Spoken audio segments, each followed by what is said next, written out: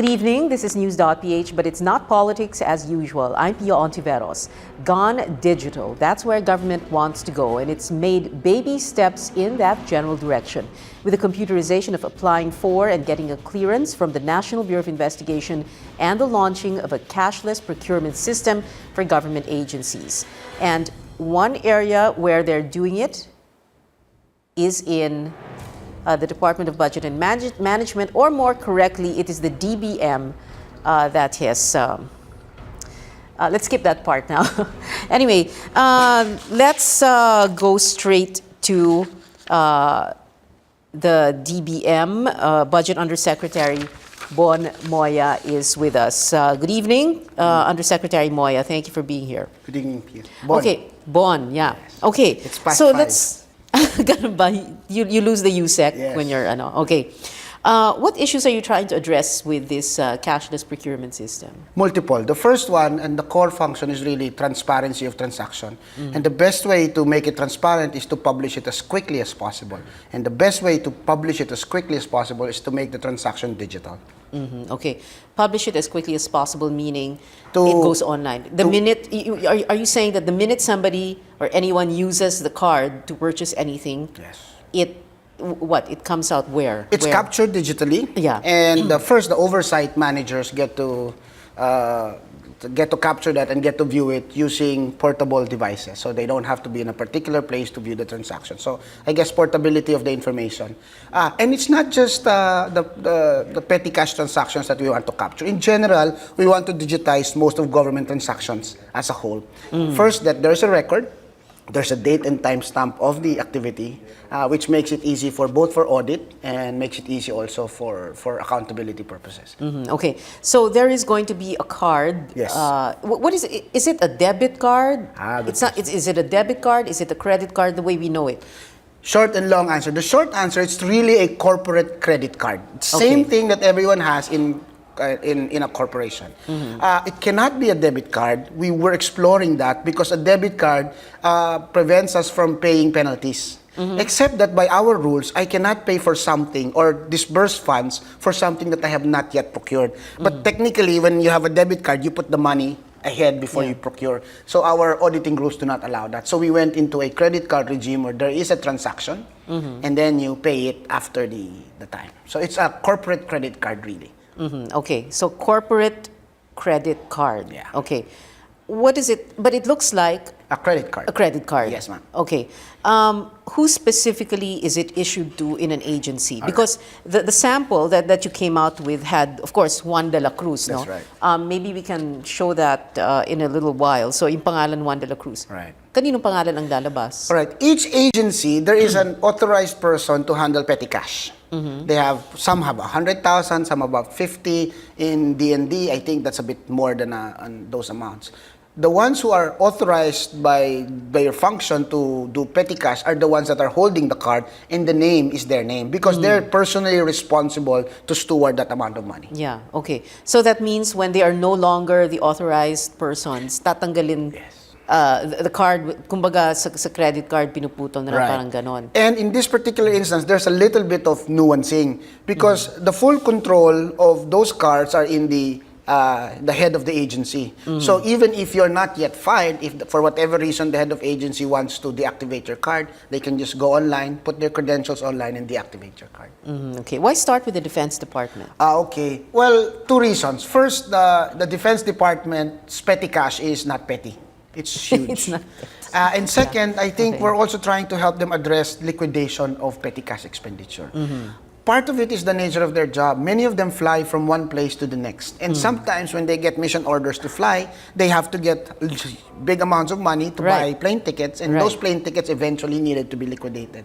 With a procurement card, using that card, that's immediately is recorded, and clearly it says, bought from X airlines, and this amount, and then clearly you can liquidate that amount to the mission order. Then the whole process becomes a bit shorter and more transparent. So airplane tickets, why else? What else? I think initially there's just a few because this is really a pilot. See, and there are some stories behind that why it's a pilot. But we wanted to limit use just to see if we can actually manage it. So airline tickets, medicine, food, emergency repair, and one more that I can't remember. Okay. There's just 5. Medicine. Emergency medicine. For example, there's a typhoon, there's a tragedy, there are some soldiers that will require some medicine. They can go to the nearest agency with a credit card, with a merchant card facility. They can get the medicines and then they swipe it. Food. If there's deployment, for example. You'll be surprised. In many instances, they sponsor seminars in local governments.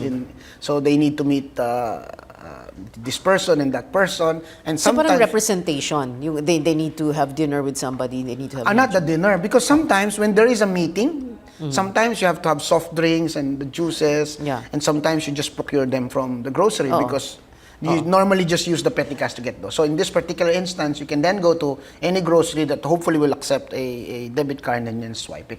Representation is another matter altogether that we're trying to solve. In fact, even we're thinking of coming up with a travel card, because sometimes when you're a civil servant and you need to travel to a region, you are given X amount of pesos to pay for the hotel, the food. We're trying to figure out if we can also put that on the debit card, but for now, that's not part of it.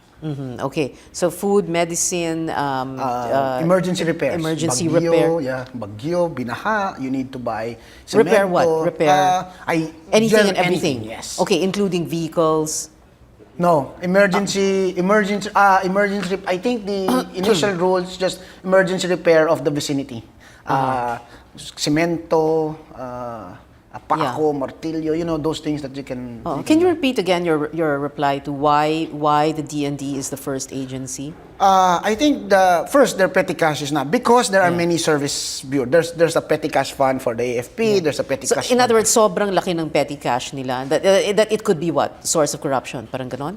Relatively, I think their petty cash relative to DBM is a bit higher. So I think that's the first one. Okay. And which then leads you to the problem of unliquidated funds and non-visibility of transaction, or even just the length of time it takes to liquidate those funds. So yun lang ang dahilan. But it's not just DND. We wanted to do whole of government. Yeah. But we wanted to take baby steps, as you said. So we said, let's start with, originally it was DBM, COA, and DND.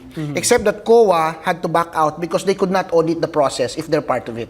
So prudently they said, you go ahead, then we will audit the process. Yeah. So then it's just DBM and DND. You're saying with this cashless transaction system, purchase system, you are going to eliminate corruption or the illegal use of government funds? Well, Ganun ba yun? Well, eliminate is such an absolute term, so I don't think that's... Minimize? Yes, but you see, if the question is, will this stop the improper use of petty cash? The answer is no. Except that when you swipe it wrongly, there's a record. Yeah. And then you catch them immediately. Okay. Of course, there are built-in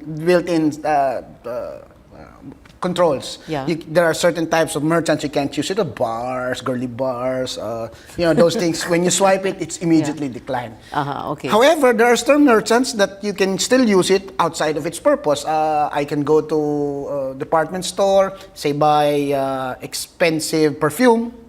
Then they may accept the card, except that then it will come out as perfume. And then the approving officer will say, why did you buy perfume? That's not allowed. And then you deduct them from the approving officer, meaning there is someone in authority over this person who holds the card who will check. Who will check?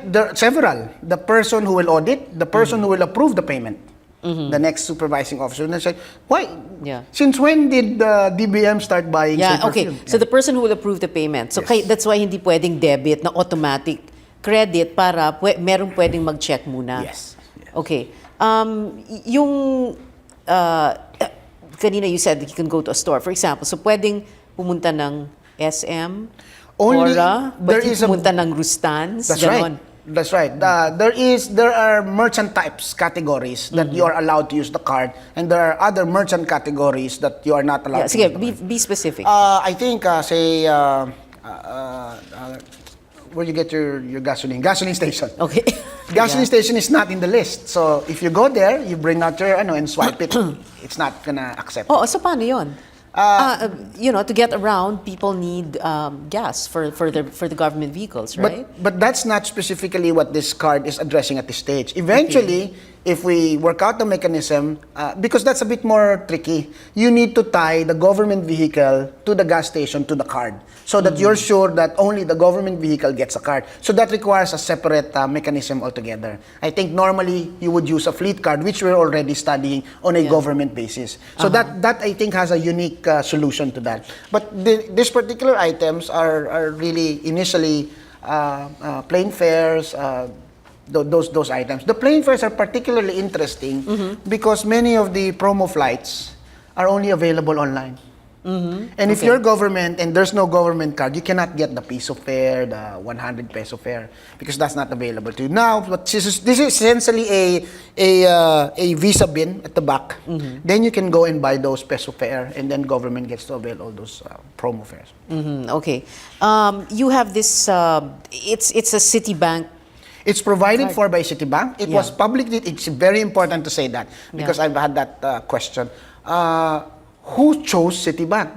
It's important. And there was a side story to that, because normally when you spend government fund, you have to procure. In this particular instance, there was really no need to procure because there's no fee for this. Because the business model is that the card provider gets the money from the merchant, right? So in theory, we could have just chosen any, and then there's no cost to government. However, some of our senior officials said, you have to tender it. Just so that when they tender it meaning? Do a government procurement process for all of this. And the reason was just so that when people ask how you choose it, the whole process was transparent. So we tendered it for 1 peso. So, and then there were several bidders. BPI was there, Union Bank was there. Unfortunately, Land Bank at that time did not have a card yet that had a 3-year requirement. But it ended up with those 3, and then eventually BPI did not submit a bid. Union Bank and Citibank. Citibank had the advantage of having this rolled out in another government, in the U.S. DOD. And that because of that track record, they got a higher point, and then they got the contract. Okay. Other governments have this, right? The U.S. DOD. DOD, Defense. In fact, the Department of Defense. Because in credit cards there are points when you use it. The DOD's points aggregated is just so big that there's a separate group that actually decides how those points are actually going to be reverted back to the Department of Defense. Okay. We're not there yet. When you decided to do this in the spirit of transparency, to win the daan, etc., were you also thinking that like you said earlier, you put it very nice, because they have a big not very petty cash fund, no? Is it because we can't trust people with taxpayers' money? Ganun ba yun? Wow. Let me answer it in 2 different ways. It cannot be no, but really there's very little trust in governance. We know that. I feel it as a public official. There's this really great sense that the assumption is that you cannot be trusted. Having said that, we're really stewards of public funds. And whether they trust us or not, a process of transparency increases the trustworthiness, increases the confidence, and also the habit of being transparent. Whether you're trusted or not really ensures that if you have it, it will continue to have. If they don't have it, then hopefully it will build it. Yeah. You said it will minimize corruption or any such similar illegal act, no? But is it going to, meron ba siyang ill effects, or is there a downside to this? Is it going to crash or something? Well, yes, there's some downside, of course, in risk. Brown out for several weeks, whole of Manila. There's no swipe card, there's no purchase, there's no item. I guess that's the extreme side. Behaviorally, there's none, because there's cost of handling money. When I get money from the bank, someone goes there, sometimes with an armored car, they bring it to the office, they buy a vault to secure the funds every afternoon before they go home. There's cost to that money. So hopefully those cost of money gets eliminated, or at least significantly reduced. So that's one. Also, since you're not holding any cash, the probability of someone picking that money, or stealing that money, or being tempted to get it, or someone stealing it for you, then it's also removed. So I guess those are the disadvantages. Should we trust going digital altogether? I think we should always have a plan B, because power failures happen in Tacloban. Yeah. If it had happened in Tacloban, there's no power, even if there. So Yeah. you have Power to have a failure plan lang B. ba ang problema natin? Blackouts lang ba ang problema natin? What about like hacking, for example? Very can, good can, question. can people hack into the system and play around with it, etc.? I think if someone says, can people hack into the system, and someone said no, you have to start doubting that answer. Yeah. The best way to answer is there's always a possibility to do that. However, the corporate credit cards are nothing new. They've had it, corporate had it. There is a mechanism that's already mature that allows you a process to correct or intervene in case you feel that you have been asked wrongly. In my particular case, as a private citizen, I call the bank and says, I did not do this, I was in this place, and then I show them, and then I demand for that receipt, whether that was my signature or not, and all that. So there are built-in mature processes to significantly give us confidence that it will Yeah. work most of the time. Yeah. When you say cashless purchasing, no cash whatsoever will be given out to anyone in the Department of Defense, the AFP. The problem is, for example, when you have soldiers out in the field, Yes. wala So the namang answer is no. swipe doon, di ba? Oh. The answer is no. We cannot. The hope is that you have to have 100% digital transaction. I don't think it's possible.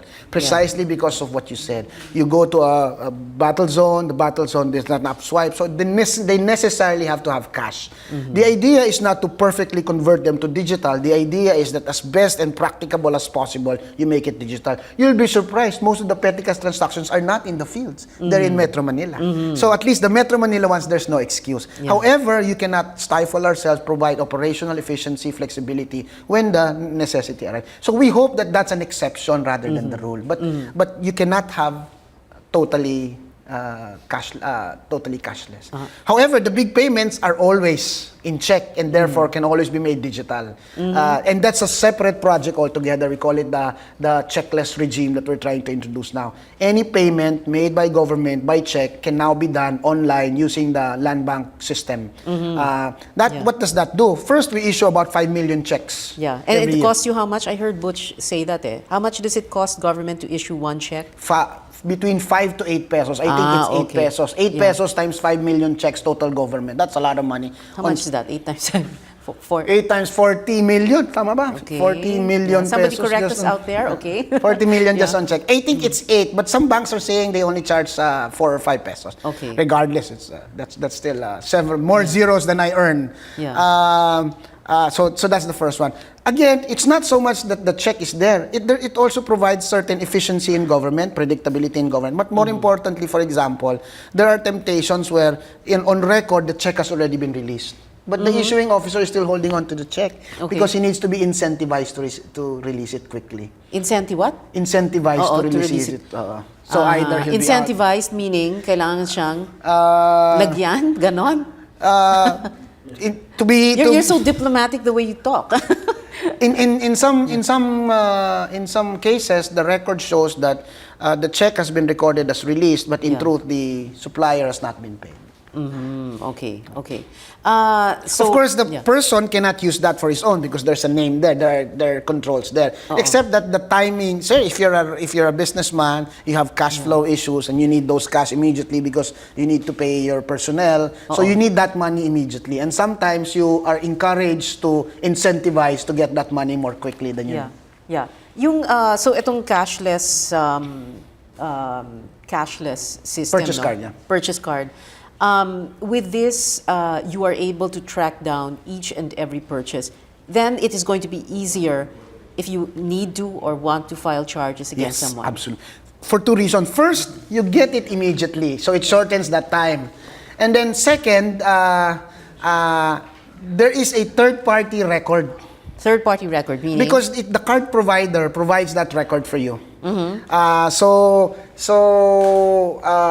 There is someone else who will not confirm that this transaction have done. Whereas before, the only party is knowledgeable of the transaction is the person who actually bought it in someone else. So now there's no need to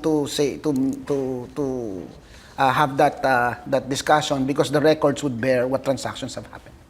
Okay. You have all these presentations, PowerPoint presentations about the cashless purchasing system. Is there anything that we haven't taken up yet Several things. This is only just a small fraction of an overall digitization process in government.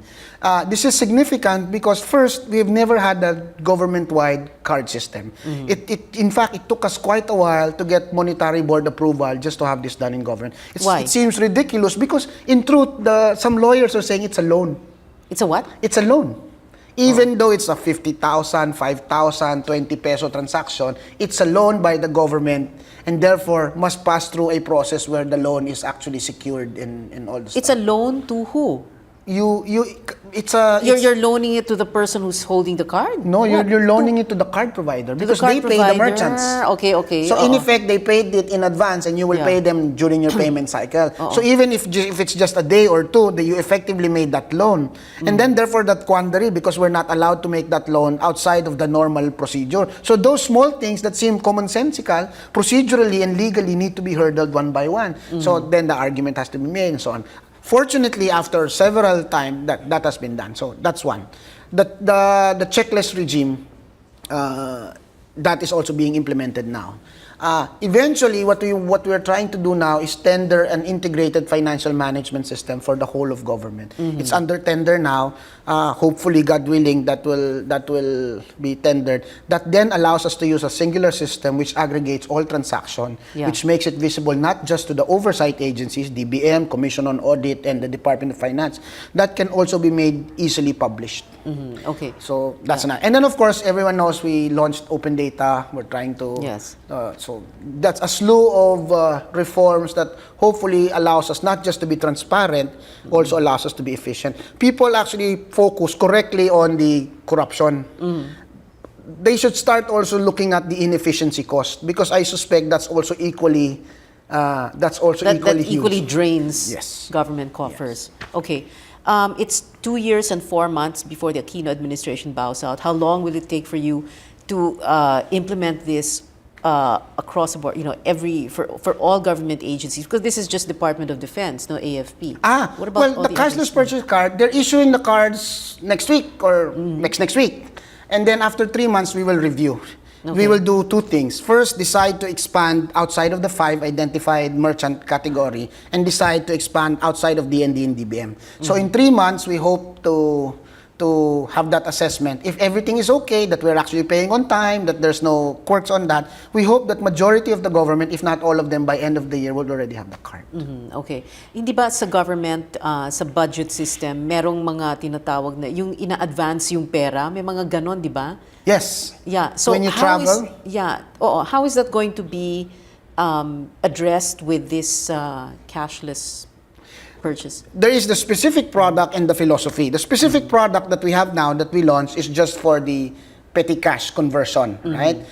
That involves cash advances for travel, cash advances for projects that you need to account for. That will, using the same principle, then they will be issued purchase cards as well.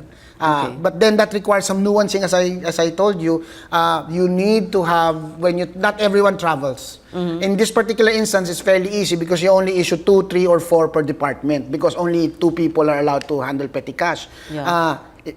When you go to that regime, then you have to issue more cards to more people, and therefore the system needs to be a little bigger. The discipline needs to be there as well. There's one thing that we're trying to do. We're also trying to digitize government payroll. We're issuing debit cards. We've talked to Land Bank. Because Land Bank, government sweldo is 80% of total government passes through Land Bank. Yes. We went to Land Bank. ATM, di ba? That's right. Currently, it's just ATM. Yes. And then we said, that's nice, ATM. I withdraw my money, get my money. I don't hold the money. That's fine. But we want to really bring it further. We want the card to be able to do transactions without withdrawing from the ATM. Again, there's cost to handling money. So parang ATM debit card, the way BPI or BDO. And I think next week, Land Bank will be launching that. It's really, the time is just perfect because we're also launching the national payroll system, centralized payroll system. We will attach a debit card to each and every employee so that then they can, even if you're just a humble civil servant, you can then go online and buy all this. We have a problem with financial inclusiveness. Very few Filipinos are bankable. Many of bankable them meaning? Have the capacity to go to a bank and avail of banking services. In fact, we're one of the lowest in this region.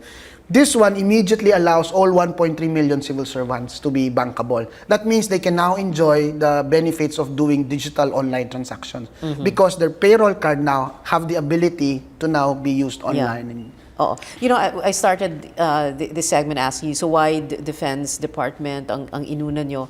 Was it because I remember in the last few years, you know, there was this whole controversy about yung pabaon ng AFP Chief of Staff when he retires, etc. No? Was that part of the equation? Is that why naisip nyo? Because now with this, baka hindi sila pwede kumuha ng pabaon, di ba? Ganun ba yun? On the petty cash, kasi I don't think they get their pabaon from the petty cash. Where do they get it but from? the cashless checklist and eventually the gift miss, they have to be extra creative. Because there is a digital footprint in all transactions. They may be able to, but now I have a digital footprint. It's really harder to deny it. Yeah. Okay. By the way, can they buy, for example, combat boots, rifles, mortars, helicopters, fighter jets? You know, those things are... Yung ganon falls under what? That's a general procurement, and that's another reform altogether, the procurement reform. But we also want to announce that we're modernizing PhilJeps. I don't know if you go to PhilJeps. PhilJeps.gov.ph. PhilGEPS. Philippine Government Electronic Procurement System.gov.ph. All bidding by the government must be posted there. So if you want to find out who is buying what, go there. It's transparent.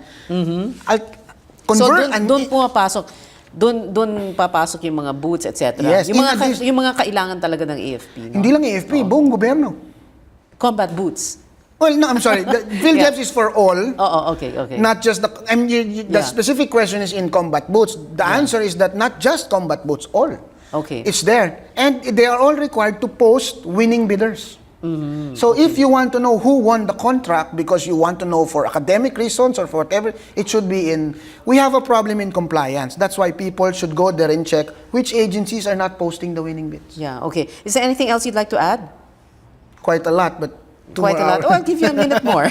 No. It's just that I I think now more than ever, several things have happened. Yeah. Because of technology, government has proceeded rather quickly to digitize some, if not many of its operations. That's one. Second, also, there seems to be an environment where many agencies can now interoperate. Part of the problem with systems that we have is that they don't interoperate. And the reason is that the systems don't interoperate because the people don't interoperate. Yeah. So now there seems to be a better environment for people to make their systems talk to each other. Wait, by the way, this is going to solve red tape, right? I mean, inefficiency is out the door, red tape is out the door, inertia, by the way, indecisiveness. You know, or is just not going to be solved by this? No, if there's a date and timestamp for each action, approved by this date, submitted by this time, approved by this time, released by this time, then you can see how long it takes what, and then you know why, and you know in which process, and then you can't hide because again, that's empirical. So hopefully that will not solve it, but cast light on what the problems really are. It's hard to solve a problem when you don't empirically know the problem. So you make a guesswork. Diba in grade 3 scientific method, the first thing is to define the problem accurately.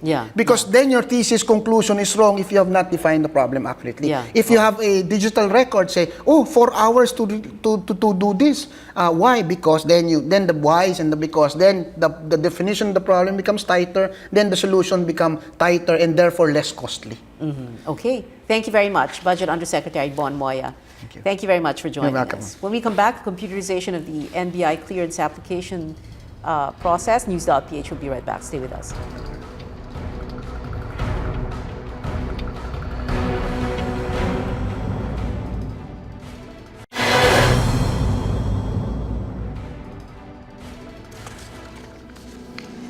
Welcome back. You're still watching News.PH on the Solar News Channel. I'm Pia Hontiveros. With us, Justice Assistant Secretary Geronimo C. We're going to talk about the NBI clearance.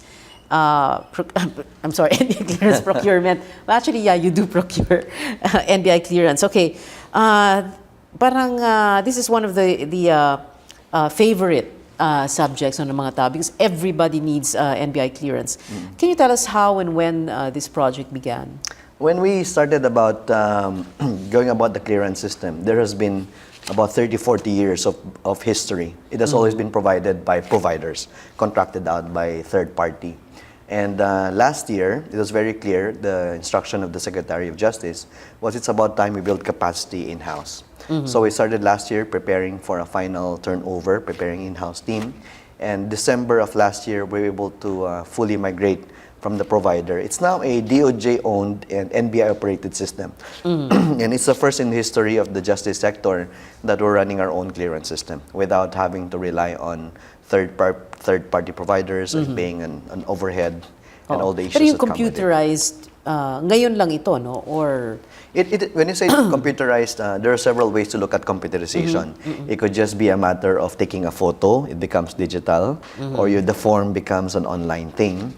The difference now, hopefully in the next couple of months that we're seeing, is a truly end-to-end computerization process. Okay. Not just a typewriter becoming a computer, becoming a tablet, become a mobile phone, but truly to make it easier for people, especially those who are in the front line. Okay, so online application. Correct.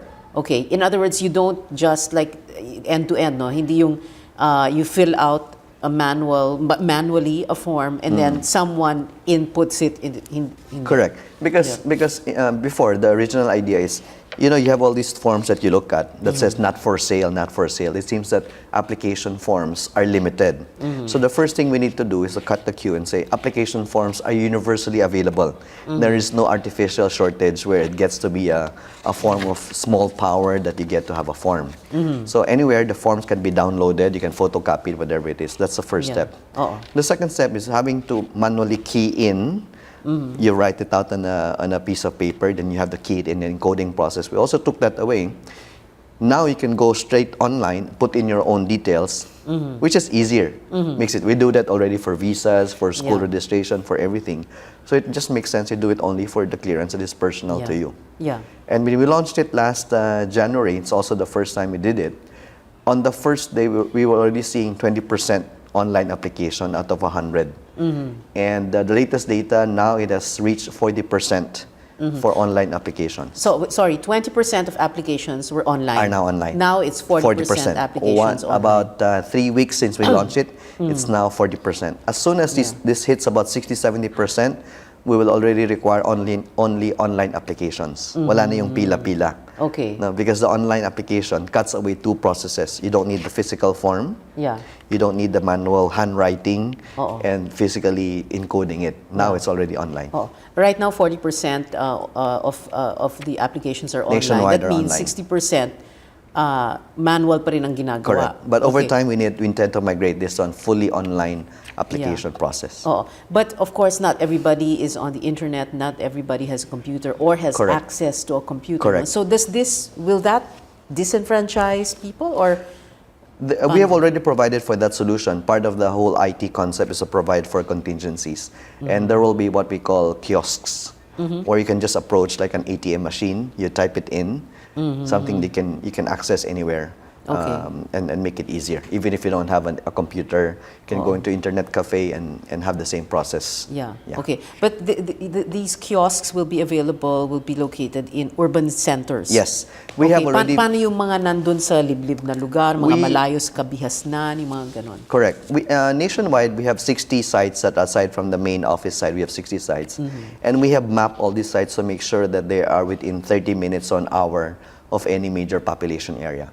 Because the other thing is you cannot have one NBI kiosk in 400,000 barangays. That's a physical impossibility. So we have to aggregate and group them to make sure that it's accessible.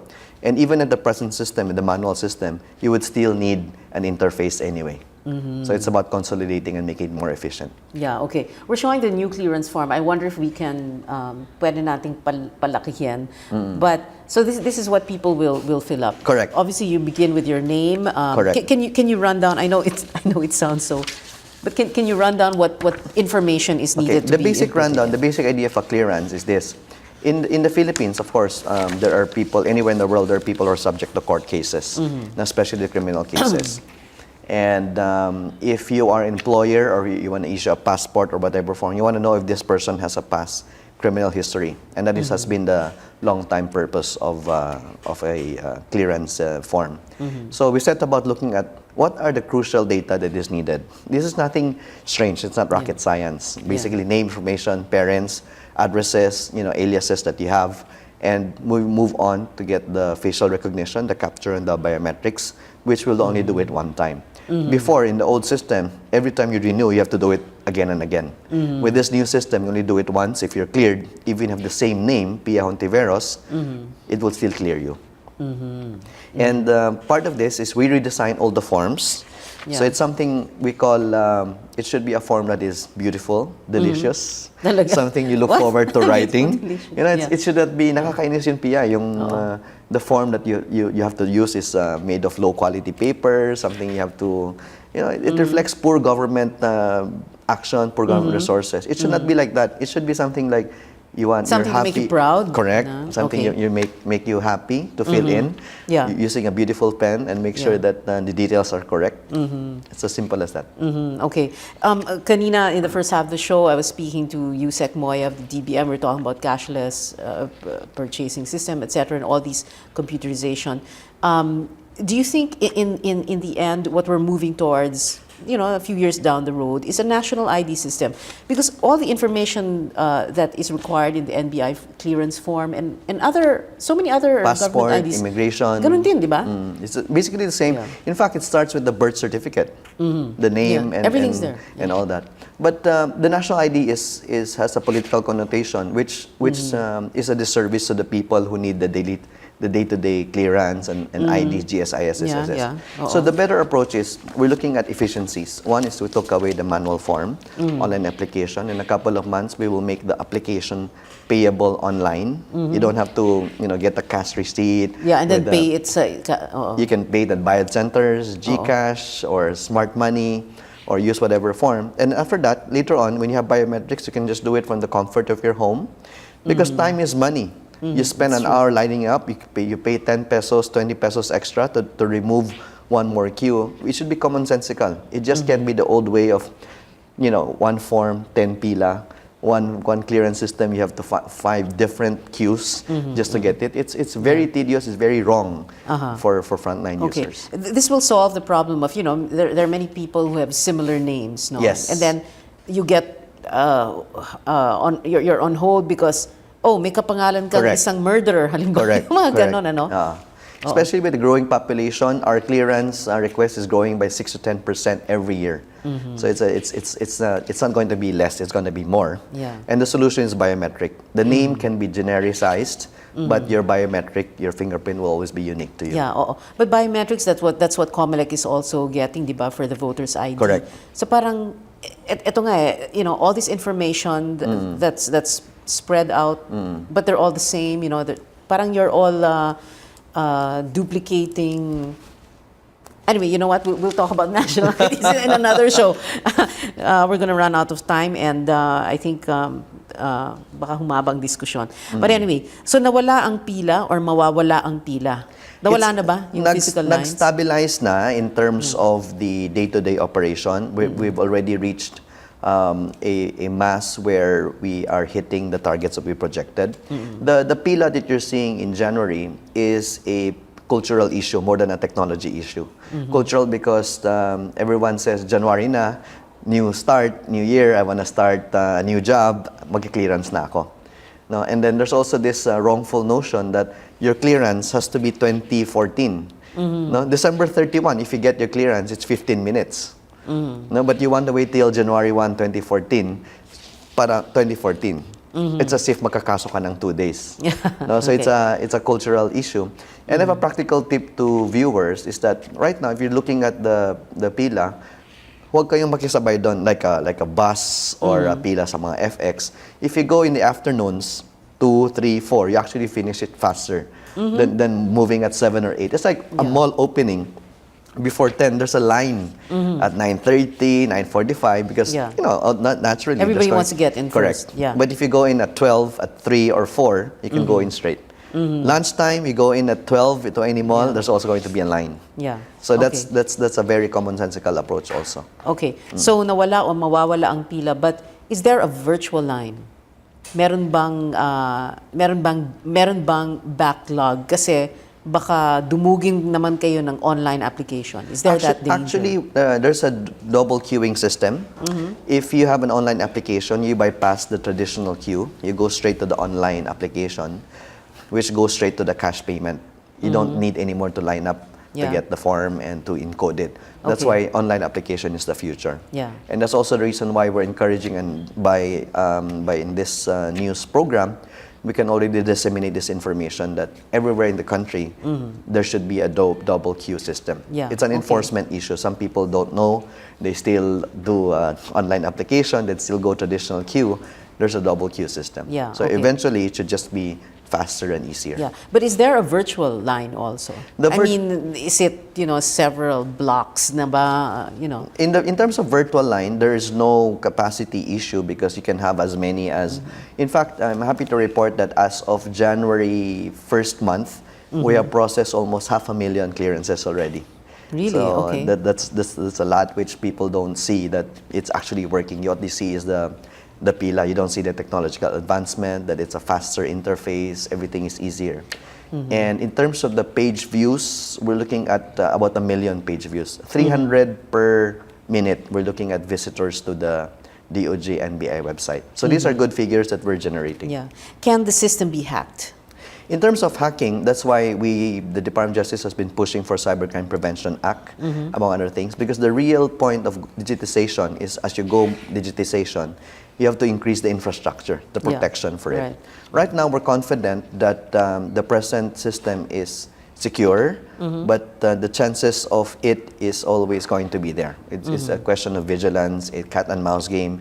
When you say that, will there be a crime? Will there be a murder? You say, hopefully not. We're preparing for it, but you can't protect it from 100%. That's why our infrastructure, our consciousness for cybercrime, cybersecurity, as basic as switch on computer, child protection, child pornography. These are things that we have to look at it from a holistic approach. Yeah. Hindi lang yung ito lang, naka-turf tayo, naka-specific issue. Then we forget that there's a whole infrastructure that we need to build.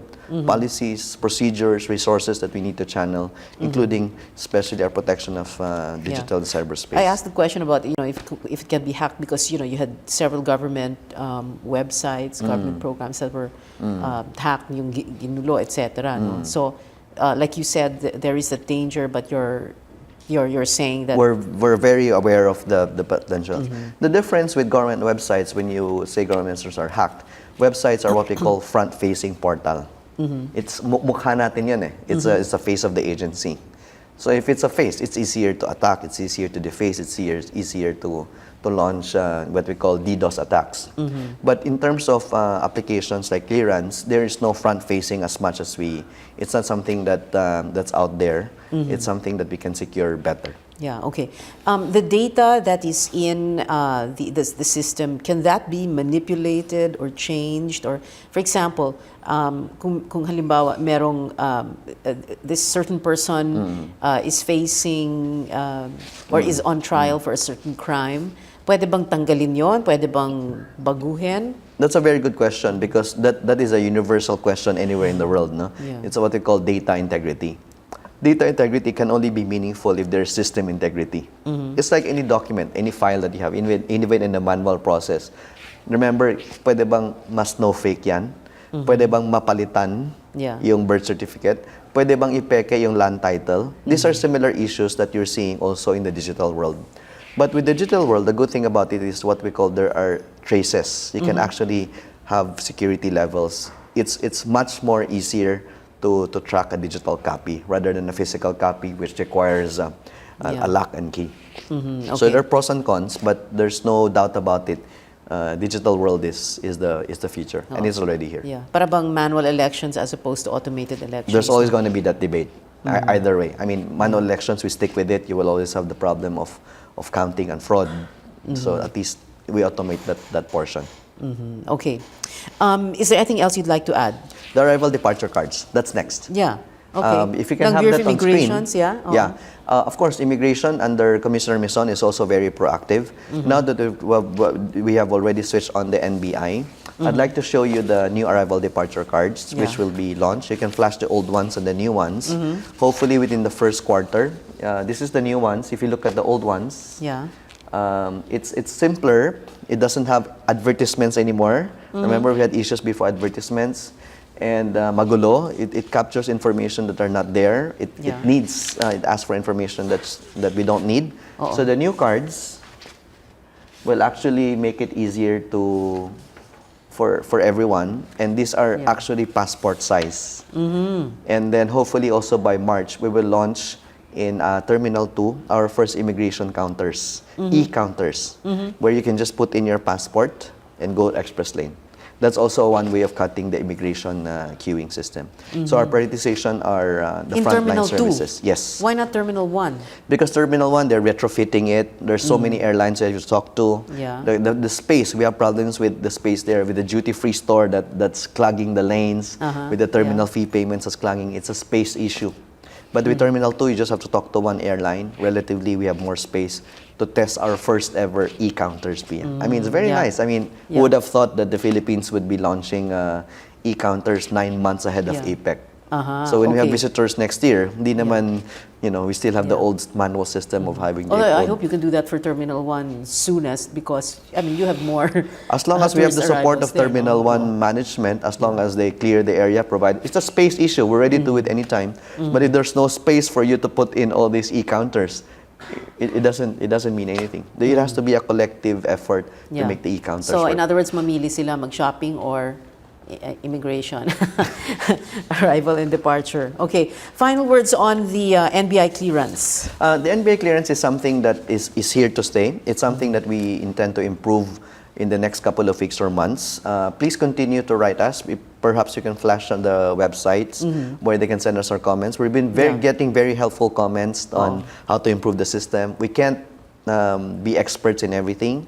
So we have very good engineers, programmers, or even doctors who go through it and they say, why don't we do this? Why don't we do that? We're listening. We keep on improving feedback. What are some of the more interesting suggestions that you've received? One is, they were saying is, we only know about the online application. We're lining up. Can you provide Wi-Fi? Which we've done already. So while you're lining up, you can already, if you have a tablet with you, or we're looking at 12% tablet usage, by the way, out of the 100% application, 12% are using tablets. So while you're lining up, you can already do the online application. When you submit it, you get your application code. You get out of the queue and go straight to the payment. So that's one very good suggestion that seems simple, and yet these are the things that we continue to listen to the public for better services. Okay, now final words. Final na talaga. That's it. That's it. I hope you support all this digitization and if you have solutions, if e-payments, secure printing, let's try to make the Philippines a much better place to live in. It should not be a land of forms, a land of queues, a land of pila. Nakakainis yung ganyan, Pia. It's a disservice to everyone, whether in government or public, and then nobody's happy about it. We should be efficient, have time for family, less time for pila, and keep on innovating and think of better solutions for everyone. Yeah, that's what people are looking for, efficiency in government. Thank you very much. Thank you. Assistant Secretary Jeronimo C. of the Justice Department. And thank you for watching. I'm Pia Hontiveros. This is News.PH. See you again next Wednesday. Good night.